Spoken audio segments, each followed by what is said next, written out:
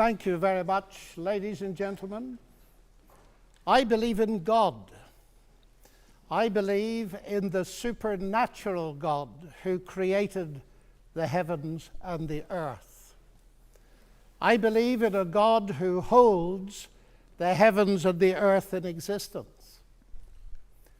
I believe that on the basis of rational evidence, similar to the beliefs held by the founders of this house, who gave this university the motto, Dominus Illuminatio Mea. They saw no contradiction between faith in God and the utmost excellence in rational inquiry.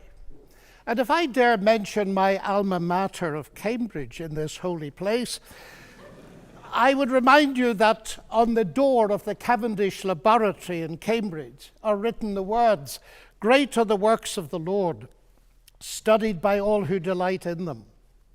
And as we look at the rise of science in the 16th and 17th centuries, Alfred North Whitehead and many others commented that men became scientific because they expected law in nature, and they expected law in nature because they believed in a lawgiver.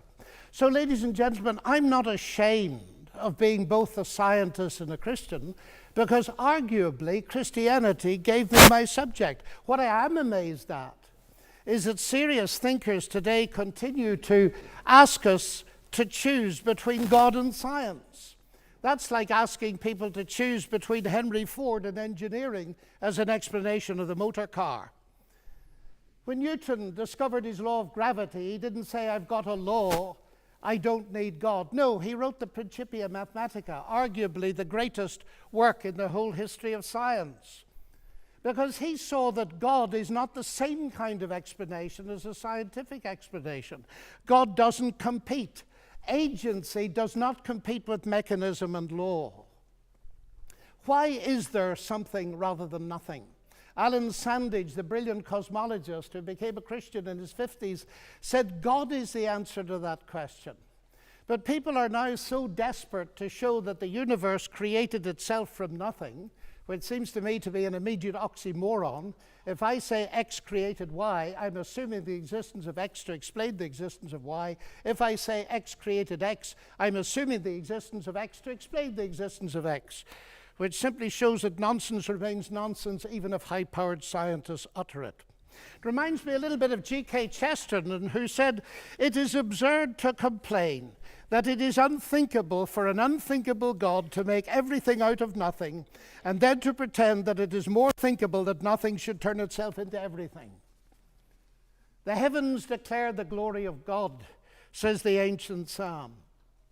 And we've unraveled a bit of that, seeing the fine-tuning of the fundamental forces of nature. It's something that's so striking to scientists that it demands explanation. And it seems to me that Arno Penzias hit it right. He is the Nobel Prize winner who discovered the microwave background on which a lot of the evidence for the Big Bang is based. He said, "Astronomy leads us to a unique event, a universe which was created out of nothing, one with the very delicate balance needed to provide exactly the right conditions required to permit life, and one which has an underlying, one might say, supernatural plan." But I want to come to what I think is one of the fundamental arguments for theism. I take it this house believes in reason. That's why we're all here. And as a scientist, I believe that the universe is rationally intelligible.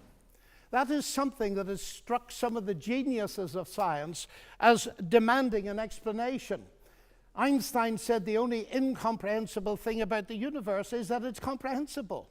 And Wigner talked about the unreasonable effectiveness of mathematics. How is it that a mathematician thinking in her head in here can come up with equations that seem to fit the universe out there? Well, how is it indeed? Because